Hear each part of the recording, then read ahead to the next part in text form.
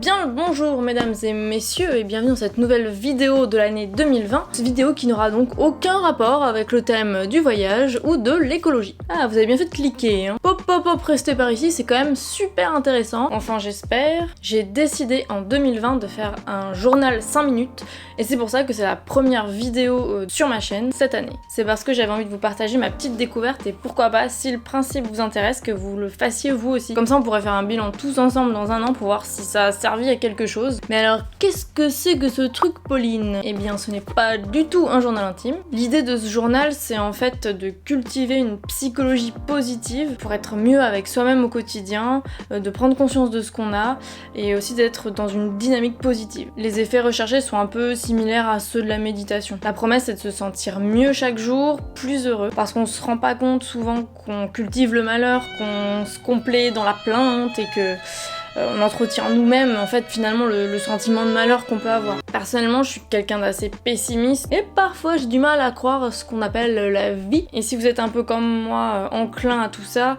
vous savez que cette attitude, ce mood dans lequel on est, il nous aide pas forcément à être heureux, à être positif, à avancer dans la vie. Bref, j'ai envie de m'aider, j'ai envie de tenter l'expérience avec ce livre. Le principe de base. Le but de ce livre, c'est de nous aider à nous concentrer sur ce qu'il y a de bien dans notre vie. Et chaque jour, il y a une page à remplir avec une section pour le matin, une autre pour le soir. Et à chaque fois, vous avez une petite citation inspirante pour la journée.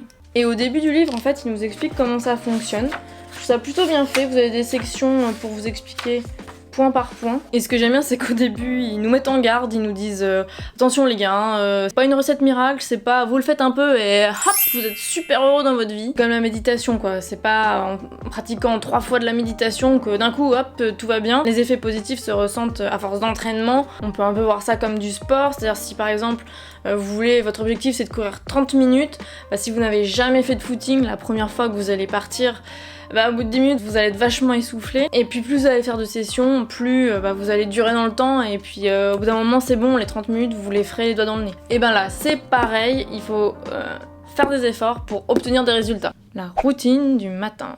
Là, l'idée, c'est d'insuffler des pensées positives au réveil. Donc avant que les soucis et les tracas psychologiques arrivent, ça permet d'orienter votre journée et de prendre des attitudes positive. Et ensuite il nous explique en quoi consiste l'écrit du matin. Donc il y a 3 sections et la première c'est je suis reconnaissant pour. Et au début j'avais un petit peu peur parce qu'en tant que bonne pessimiste de la vie, n'est-ce pas, je me disais quoi, tous les matins 3 trucs positifs, c'est un peu dur quand même, je vais jamais trouver. Et en fait il s'agit de choses hyper simples. Donc par exemple là ils nous disent le lit douillet dans lequel je dors, mon corps en parfaite harmonie, les amis vrais et sincères présents dans ma vie. Donc là je me dis bon, ok, ça va, ça permet surtout de se recentrer sur l'essentiel et sur ce qu'on a, prendre conscience de la chance qu'on a sur des choses très très simples. Une chose est sûre, c'est que les scientifiques sont tous d'accord là-dessus, le fait de ressentir de la gratitude pour ce qu'on a dans la vie, ça permet d'être heureux, ça fait même partie de la philosophie bouddhiste, donc ça doit pas être pour rien. Et deuxième section, que vais-je faire pour qu'aujourd'hui soit fantastique ?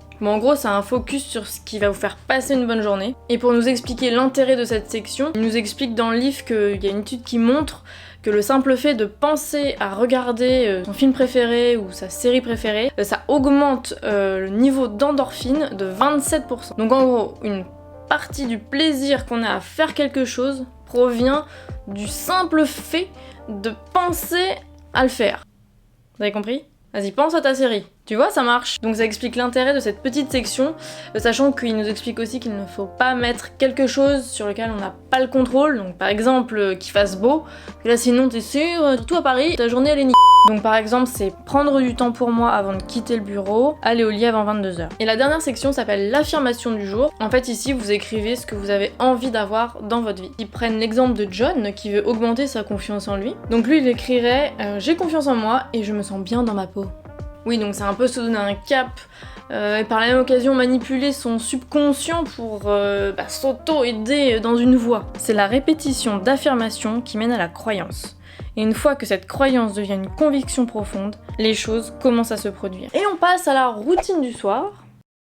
Au coucher, c'est pareil, il faut s'endormir avec des pensées positives. A priori, ça aiderait à mieux dormir. Alors là, vous avez seulement 2 sections et la première, c'est 3 choses fantastiques qui me sont arrivées aujourd'hui. Là, vous allez pouvoir noter donc 3 choses positives qui vous sont arrivées dans votre journée. Et ça peut être quelque chose de très banal, c'est pas forcément quelque chose de fantastique dans le sens extraordinaire, mais c'est des choses voilà qui vous ont fait plaisir. Comme par exemple à y mettre, un ami m'a recommandé un beau livre, où j'ai fait une très belle promenade dans le parc. L'idée c'est de dire, au lieu de remuer le négatif, de focaliser sur les frustrations, ne me dites pas que vous ne le faites pas, on va plutôt se concentrer sur ce qui est arrivé de bien aujourd'hui. Parce qu'on a tendance à l'oublier et à se complaire dans la plainte. Non, pas moi. Hein. Ce que je trouve chouette avec cette section, c'est que c'est une sorte de mémoire des belles choses qui nous arrivent dans notre quotidien. Parce que forcément, c'est des choses banales, donc on va les oublier. Du style, je sais pas, quelqu'un vous a souri ou quelqu'un, je sais pas, vous a tenu la porte ou vous avez fait tomber quelque chose de votre sac, quelqu'un vous l'a rapporté. Enfin là, c'est des choses forcément qu'on oublie. Et la dernière section de la routine du soir, donc la deuxième,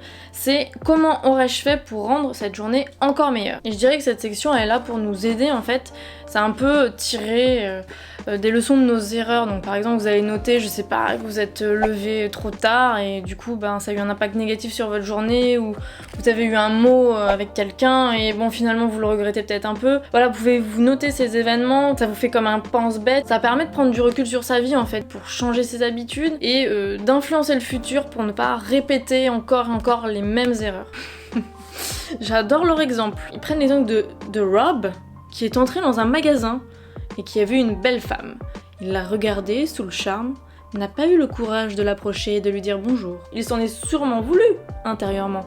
Heureusement, tout n'est pas perdu. Lorsqu'il écrit dans cette section Mon journal 5 minutes le soir même, il réalise qu'il aurait eu le courage de la saluer s'il avait la possibilité de revenir en arrière. Il inscrit alors... Je me suis approchée de l'inconnu du magasin et lui ai dit bonjour. Bon, avec le mouvement MeToo en ce moment, je suis pas sûre que ce soit le bon exemple. C'est un exemple comme un autre, hein, mais bon, c'est pour vous donner un peu l'idée. C'est bien illustré, même si, bon, ça fait un peu l'harceleur de service, mais bon. On va dire que c'est un personnage romantique, n'est-ce pas? Bon, alors, sachez que vous avez une fois par semaine un défi, ils appellent ça donc le défi de la semaine. Du coup, en fait, ça consiste à nous sortir un peu de notre zone de confort. Là, je sais pas trop si je vais le faire, je vous cache pas, parce qu'il y a des trucs qui m'inspirent pas plus que ça. Ah, celui-là c'est fastoche. Faire une marche de 30 minutes tout seul. Bon, par contre, essayez de ne pas me plaindre pendant un jour. Une semaine si je pense être de ceux qui ne se plaignent jamais. Ouais, bon, je vais pas les faire.